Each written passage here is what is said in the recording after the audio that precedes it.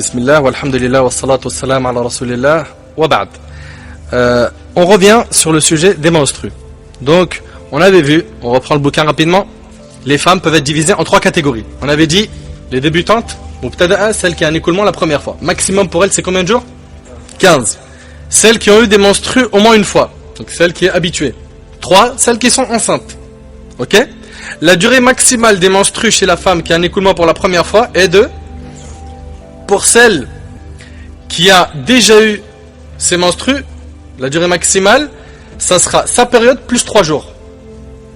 Vous suivez ou pas? Ces 3 jours, c'est les 3 jours qu'on appelle les 3 jours d'observation. Et là, s'il vous plaît, je vous demande de bien comprendre ce point. Quand on parle de jours d'observation, on n'est pas en train de dire des jours où il y a une annulation des adorations. Dans le cas où elle devient pure avant la fin des 3 jours d'observation. J'explique. Elle a eu 7 jours le premier mois de menstrues. Deuxième mois, 7 jours. Troisième mois, 7 jours. Quatrième, 7 jours. Ensuite, le mois d'après, elle a 9 jours.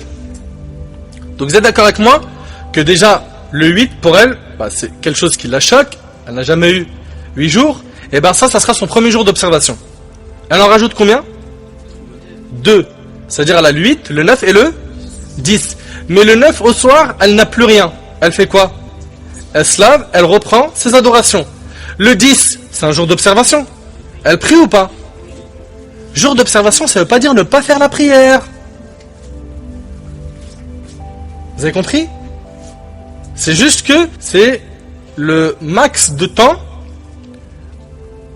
considéré pour ses menstrues. C'est-à-dire que le 10, si elle avait encore un écoulement et qui continue, ça sera son dernier jour.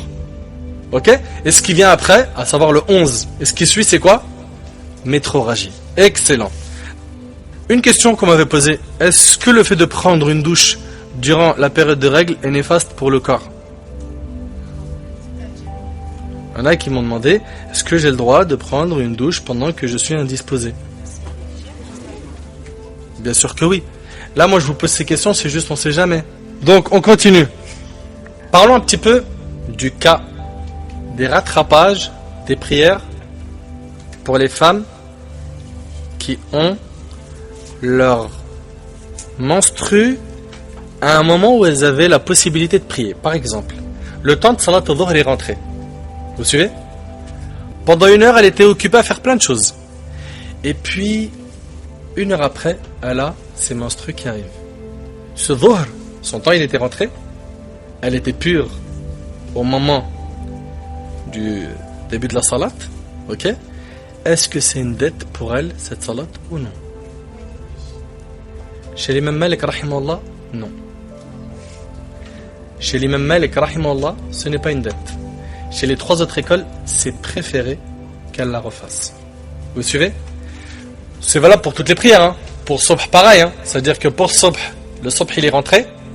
1 demi-heure après ou quelques temps après, elle avait le temps de faire Subh. Ok? Quelques temps après, la période de menstrues arrive. Ce n'est pas obligatoire dans l'école malikite qu'elle rattrape cette prière. Ça va jusque là?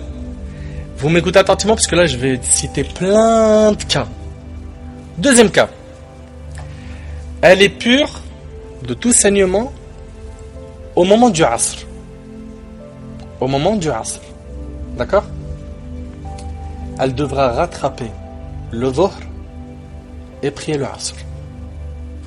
Parce que on le verra que le temps de Dhuhr, on verra quand on parlera des horaires de prière, s'étend jusqu'à un petit peu avant le Maghrib pour le temps forcé, ce qu'on appelle le waqt al-darouri. Ok? C'est un petit peu compliqué à comprendre parce qu'on n'a pas encore vu les horaires de prière. On va le voir d'ici peu, Inch'Allah. Retenez que si elle est pure au moment du Asr, elle rattrapera le Dhuhr et ce Asr. Par contre, écoutez et écrivez et apprenez. Par contre, dans le cas où elle est pure quelques minutes avant le Maghrib, si elle a le temps d'accomplir 5 rak'at, elle fait Dhuhr et Asr. Pourquoi 5 rak'at, Ma'alim? Dhuhr est au moins 1 rak'a du Asr. Si elle a le temps d'accomplir 5 rak'at avant l'entrée du Maghrib, à savoir, elle a prié son Dhuhr, d'accord? et elle a pris une rak'at du Asr avant que le Maghrib entre. Et puis après, le Maghrib il est rentré au moment où elle prie la deuxième rak'at. Donc elle a sauvé la salat du Asr parce qu'elle l'a commencé au moment du Asr. Si elle a le temps, je répète, de prier 5 rak'at avant l'entrée de salat al-Maghrib, et ben elle fera Dhuhr et Asr. Si le temps est trop short, elle fait que l'Asr. Si elle n'a pas du tout le temps, et tout simplement elle n'a été pure qu'au moment du Maghrib, ben, la question ne se pose plus. Vous n'avez pas compris? Si elle est pure au moment du Asr, sachant que le temps du Dhuhr, pour les gens qui ont des excuses valables, c'est Ashab al-A'dhar, et parmi ces personnes-là, c'est une femme qui est indisposée, et ben le temps du Dhuhr ikhtiyari, le temps en fait de base, on le connaît. D'accord? C'est dès que le soleil décline du zénith. Ok? Et l'Asr, on connaît aussi son début de temps. D'accord? Ça, c'est ce qu'on appelle le temps de base. Mais le temps du Dhuhr, il s'étend pour certaines personnes jusqu'à avant le Maghrib. Ces certaines personnes, c'est qui? C'est ceux qui ont des excuses valables. Et parmi ces personnes-là, c'est une personne qui est indisposée et qui redevient pure. D'accord? Vous suivez? Et bien cette personne-là, il faudra au moment du Asr qu'elle rattrape son Dhuhr et après elle prie l'Asr. Et dans cet ordre. D'accord? Là, jusque-là, ça va? En fait, c'est super simple. Hein. Elle est pure au moment du Asr, elle rattrape le Dhuhr d'avant. D'accord? Elle est pure au moment du Isha, elle rattrape le Maghrib d'avant. Ça, vous le notez, c'est comme ça. À prendre comme on vous l'a dit. Oui? Et le Dhuhr d'avant. Et le Dhuhr d'avant. Non? Elle prie d'abord le Dhuhr et après elle prie l'Asr. D'accord?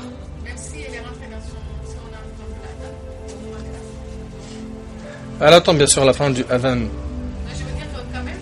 du Asr. Et une fois que le muadhin a fini, elle priera Dhuhr, puis après elle prie l'Asr. Voilà. Ok? Maintenant, nous on est en train de parler. Vous écoutez ma soeur, s'il vous plaît? On est en train de parler du cas où son temps il est trop short pour qu'elle puisse prier Dhuhr et Asr. Elle est à 5 minutes du Maghrib. Ok? Ou à quelques minutes. En fait, le temps qu'elle se lave, qu'elle met des vêtements, etc. propres, et qu'elle fasse la prière, elle craint de ne pas pouvoir prier Dhuhr. À ce moment-là, si elle n'attend que de prier l'Asr, elle priera que l'Asr. Mais si son temps lui permet de prier 5 rak'at, à savoir les 4 de Dhuhr, plus une en plus, qui est la première du Asr, à ce moment-là, elle priera Dhuhr et Asr. Voilà, c'est si elle peut commencer, barakallahu fikum, c'est si elle peut commencer la deuxième prière avant que le Maghrib entre. Ça va, c'est clair? Si elle est en voyage, du coup. Attends, voyage, bah, les prières réduites, ça sera, c'est très bien. Bah, ça sera comment? Pour un voyage, c'est si elle a le temps de faire combien de rak'at? 3 rak'at. D'accord? Si elle a le temps pour Dhuhr et Asr. Si elle a le temps, si elle est en voyage, de faire 3 rak'at, c'est-à-dire les 2 de Dhuhr plus une. C'est bien, c'est des questions, j'aime ça moi. Maintenant, pour le Maghrib et l'Isha, c'est pareil. Si elle est pure au moment du Isha, elle rattrapera le Maghrib. D'accord? Si avant le Fajr, elle voit qu'elle est pure, elle rattrapera le Maghrib et l'Isha si elle a le temps d'accomplir 4 rak'at. 3 plus 1. Maghrib plus une rak'at du Isha.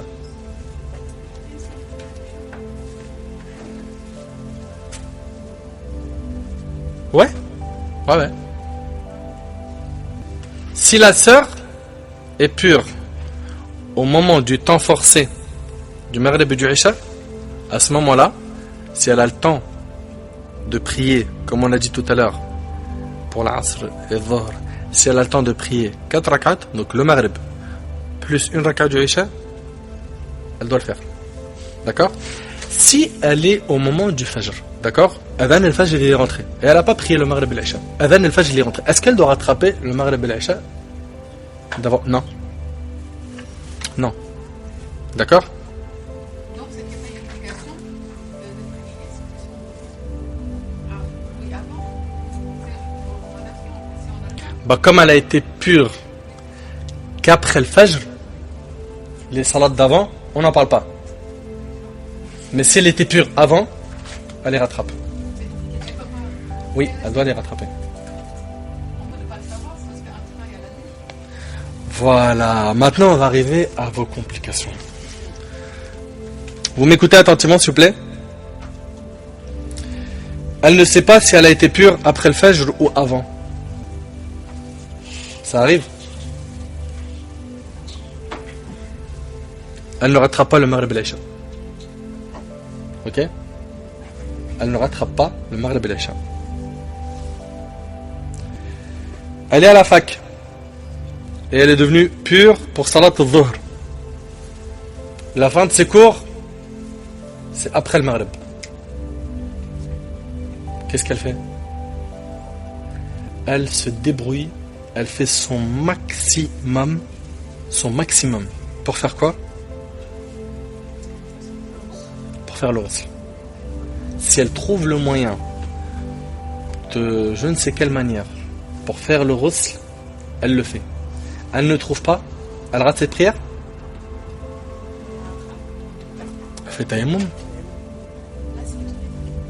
Tayammum. Vous vous rappelez pas? Vous avez déjà oublié? Elle doit faire la douche quand elle est pure. Ou non? Elle est à la fac. Elle trouve une douche. L'histoire elle est réglée.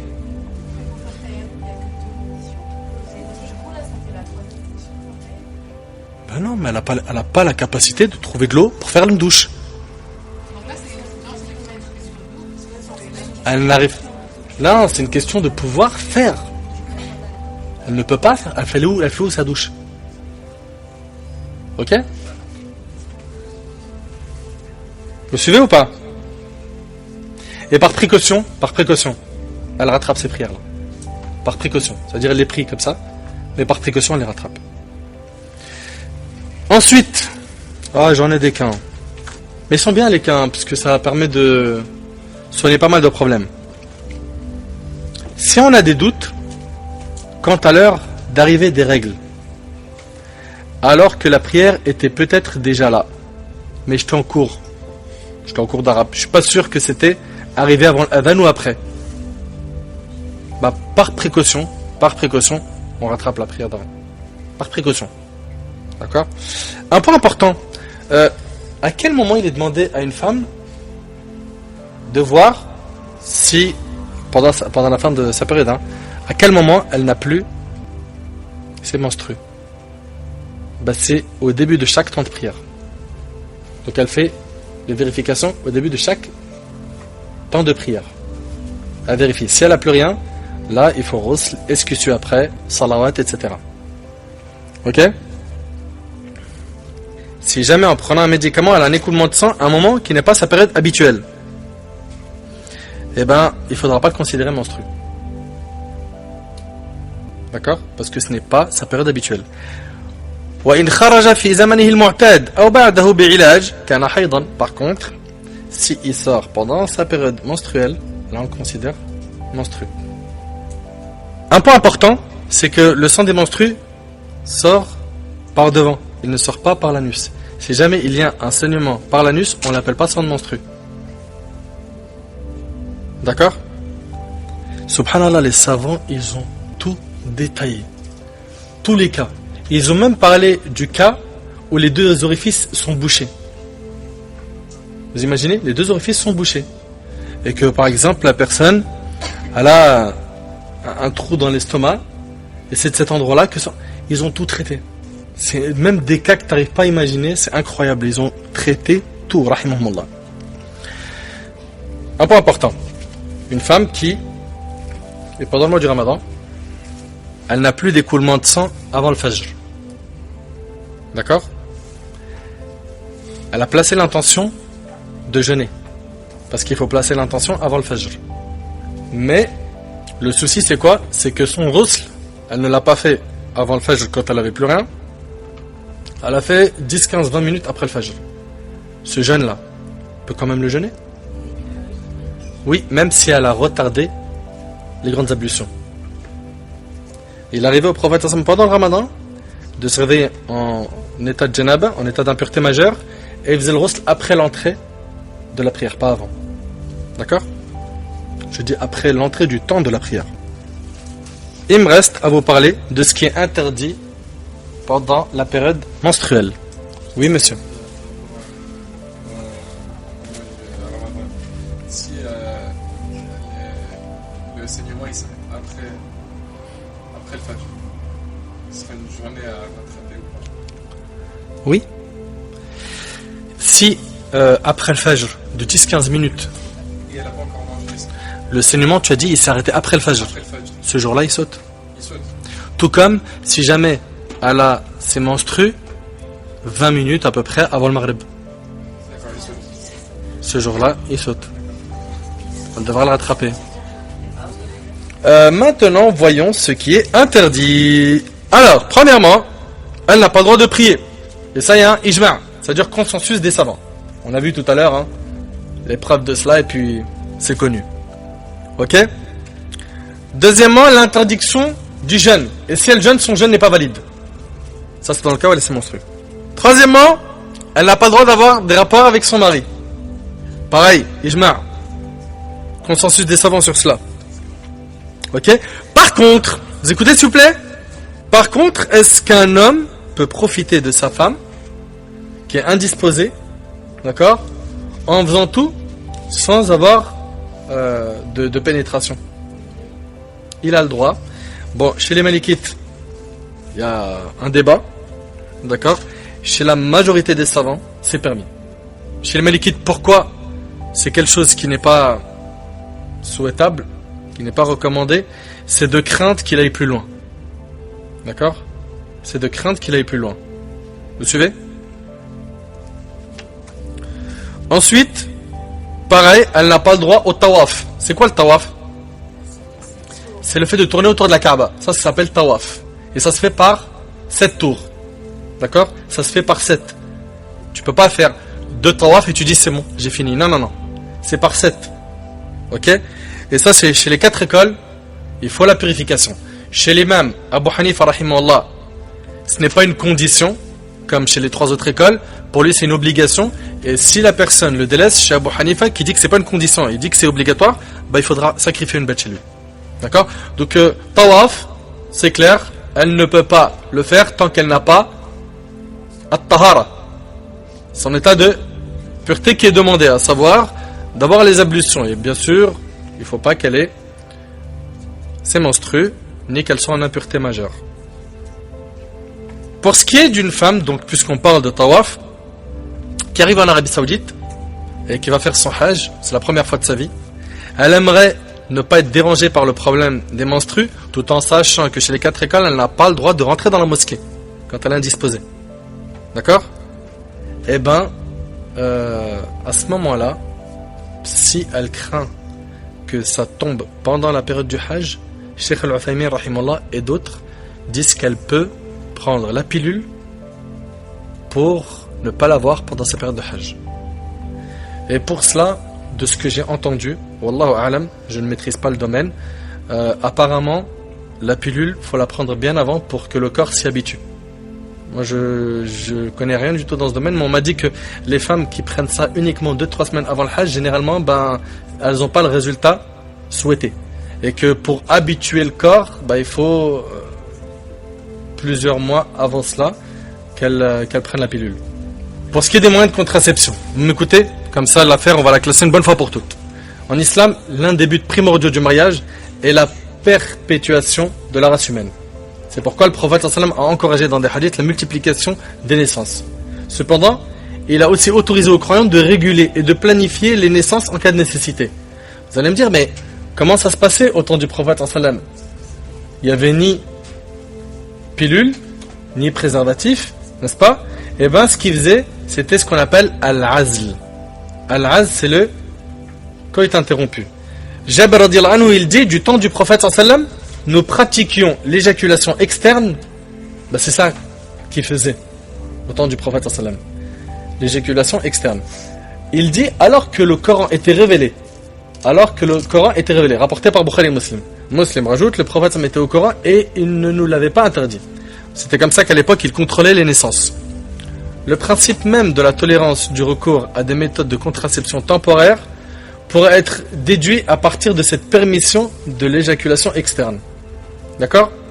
C'est pourquoi de nombreux savants sont d'avis que le recours aux moyens de contraception n'est toléré que sous les conditions suivantes. 1. La méthode de contraception employée doit être réversible et temporaire. Exemple, absence de rapport pendant certains jours déterminés en fonction de la période d'ovulation. Ok?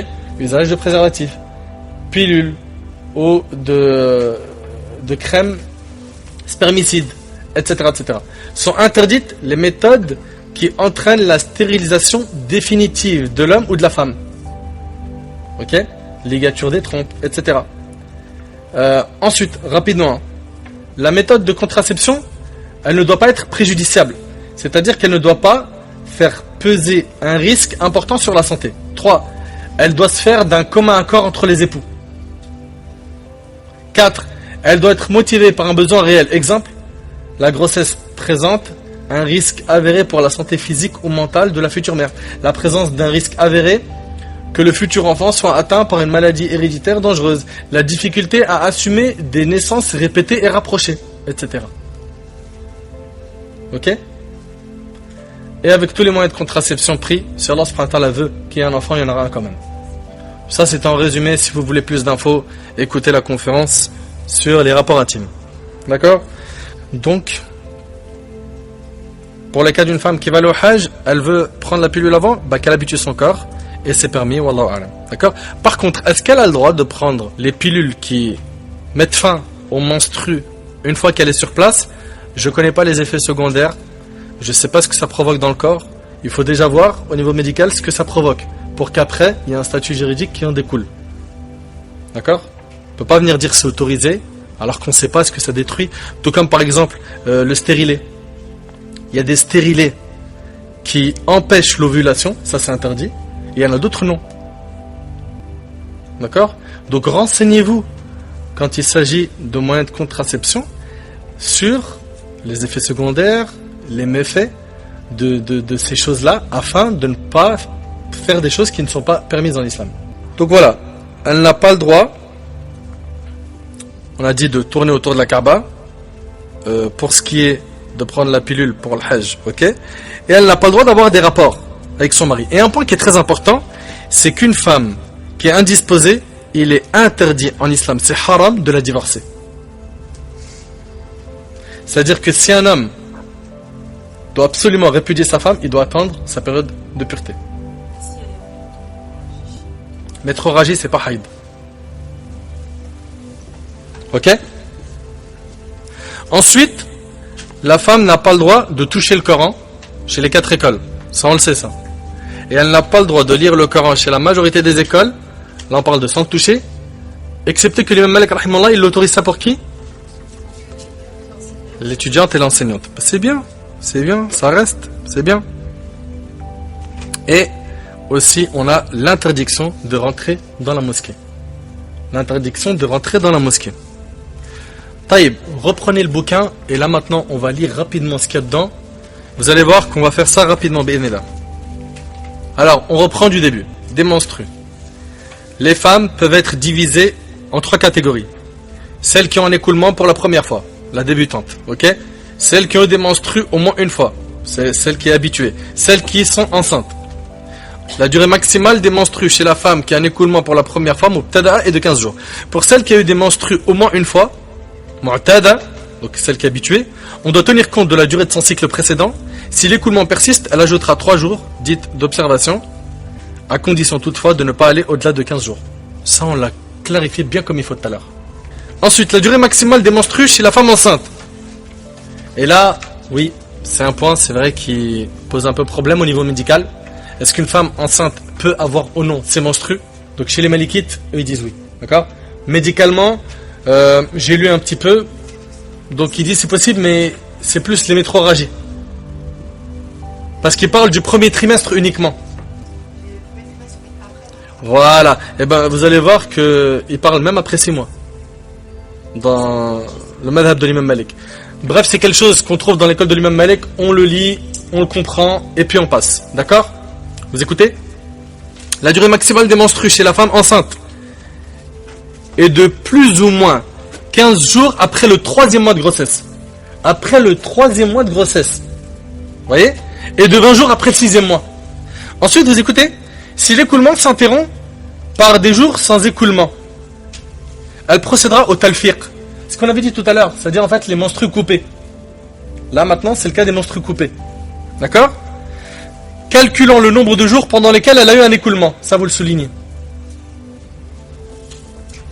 Elle se considérera comme réglée tant que ces jours ne dépassent pas la durée habituelle de ses menstrues. Comme on a dit tout à l'heure. Vous en rappelez? Ensuite, il n'est pas permis à celle qui a ses règles de faire la prière, de jeûner, de faire le circuit autour de la Kaaba, c'est-à-dire le tawaf, de toucher le Coran, ni d'entrer dans une mosquée. Mais elle est tenue de rattraper les jours de jeûne obligatoires qu'elle a manqués. Tout ça, on l'a vu. Elle peut toutefois réciter du Coran, on l'a vu. En outre, son mari ne peut avoir un rapport charnel avec elle, ni la caresser sexuellement. On vous a dit, chez les Malikites, c'est par crainte qu'il aille plus loin. D'accord? Mais chez la majorité des savants, il peut aller plus loin tant qu'il n'y a pas de pénétration. D'accord? En outre, son mari ne peut avoir un rapport charnel avec elle, ni la caresser sexuellement du nombril au genou avant qu'elle ne fasse sa grande ablution. Fin du chapitre des menstrues. Avez-vous des questions? La parole est à vous.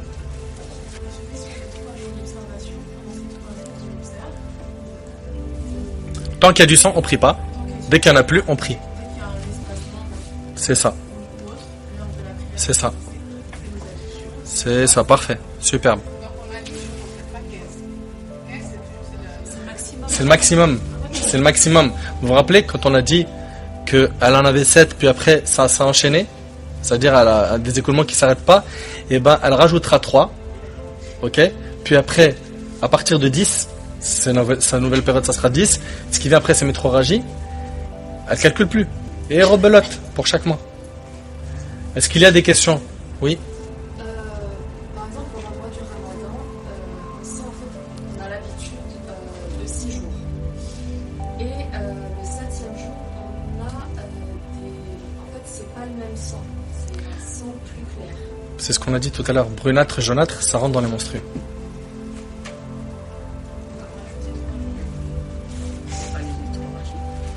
Non, c'est pas métrorragie. C'est ce qu'on appelle en arabe Qudra et Sofra. Ok? Ça, c'est menstru chez les mêmes Malik. Chez les 3 autres écoles, non. Ils ne le considèrent pas menstru. Oui? Brunâtre? Et après la menstru, ça reste des menstrues. Ouais. Du coup, on allonge la période des menstrues. Admettons, le cycle est de 6 jours. 2 jours avant, il y a les événements de jaunâtre, donc 6, 7, 8. C'est-à-dire que il y a eu une douche de fête, puis après il y a ces couleurs-là? C'est ça? Exactement, c'est menstru. Et là, jour d'observation. Jour d'observation. C'est ça. C'est ça. Mais après, si le cycle d'après, il retombe à 6, le 7e jour. Dès que vous êtes. La règle, elle est simple. Dès que la femme, elle est pure, elle prie. D'accord? Elle se dit pas, ouais, mais le mois dernier c'était 8, donc ce mois-là, j'en ai que 6, j'attends 2 jours peinard, je prie pas. T'as ramené ça d'où? Y a-t-il des questions? Ok, s'il n'y en a pas, moi j'ai une question à vous poser. Et répondez-moi en toute honnêteté. S'il vous plaît, en toute honnêteté, est-ce que le chapitre, il est clair au moins à 80% dans vos têtes? Au moins à 80%. Pour ceux et celles qui n'ont pas très bien capté, réécoutez l'audio. D'accord? Et n'hésitez pas à regarder les tableaux. Ça va vous aider avec les tableaux. Pour les tableaux, pour les auditeurs, ils ont juste à me le demander en commentaire privé sur Facebook. Tac, tac, tac, tac. Moi, je vérifie juste que je vous ai tout dit. Et après, je vous libère, là. Bien sûr, on vous l'avait dit, que les pertes blanches s'annulent les ablutions. Ok, ça, on vous l'avait déjà dit. Pas de souci pour ça. Une femme qui a ses lochis, au bout de 15 jours, elle est pure. Est-ce qu'elle prie? Bien sûr. Une femme qui a ses lochis, on a dit sa période maximale, c'est de 60 jours. Au bout de 15 jours, 20 jours, elle n'a plus d'écoulement de sang, elle se lave, elle prie. D'accord? Franchement, alhamdoulilah, j'ai vraiment profité à fond. Qu'Allah il vous récompense. Vous nous faites profiter comme vous ne pouvez pas imaginer. Alhamdoulilah, c'est une grande ni'ma.